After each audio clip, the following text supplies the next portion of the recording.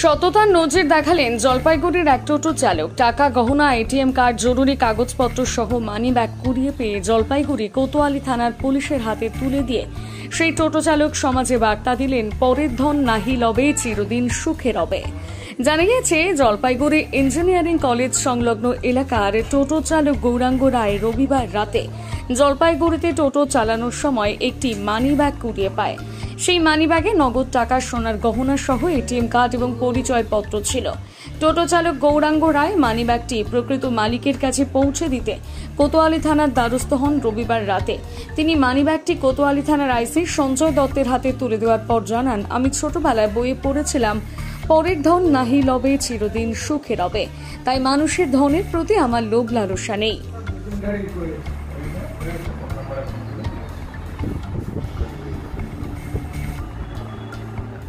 আপনার নাম বলেন। আমার নাম গৌরাঙ্গ রায়। কোথায় বাড়ি? বাড়ি ডাঙ্গাপাড়া ইঞ্জিনিয়ারিং কলেজ। থানায় এত রাত্রে কেন? থানায় আসছিলাম, একটা মানি ব্যাগ করিয়ে পেয়েছিলাম, পাস করিয়ে পেয়েছিলাম।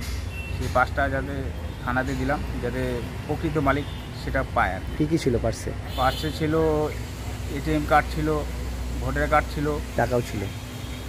টাকা ছিল, সোনাও ছিল। তো কেন মনে হলো আপনি তো নিয়ে নিতে পারতেন, এগুলো ফেলে দিন? না, এটা আমি ছোটোবেলায় একটা বই পড়ছিলাম, সেটা যে পরের ধন নাহি লবে, চিরদিন সুখে রবে। যার জন্য কি বললেন? পরের ধন নাহি লবে, চিরদিন সুখে রবে। এর জন্য আমি পরের জিনিসটা আমি নিতে চাইনি। যার জন্যই আমি আজকে এটা থানায় জমা দিলাম, যাতে প্রকৃত মালিক যে সে উপযুক্ত প্রমাণ দিয়ে নিয়ে যেতে পারে। আপনি একজন টোটো চালক, অন্যান্য টোটো চালককে কি বার্তা দেবেন? যে অনেকে পায়, অনেকে জিনিসপত্র অনেকে দেয়, কেউ দেয় না। এটাই বার্তা দিতে চাই যে পরের জিনিস যে কেউ পাক, সে জানে থানায় এসে বা আপনাদের মাধ্যমে সেটা যোগাযোগ করে থানার মধ্যে দিয়ে দেওয়ার জন্য।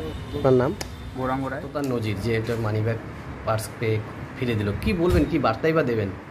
অনেক সময় অনেকে প্রথমেই ওনাকে ধন্যবাদ যে উনি টোটো চালাতে চালাতে যে জিনিসটা পেয়েছে, গৌরাঙ্গ রায় ইঞ্জিনিয়ারিং কলেজের ওখানে বাড়ি, সেটা উনি সঠিক যে মালিক তার হাতে তুলে দেওয়ার জন্য পুলিশের সাহায্য চাইছে।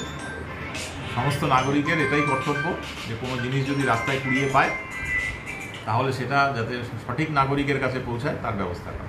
উনি পুলিশের কাছে এসছেন, আমরা চেষ্টা করব যত তাড়াতাড়ি সম্ভব সেটা সঠিক নাগরিকের হাতে তুলে দেওয়া। ধন্যবাদ।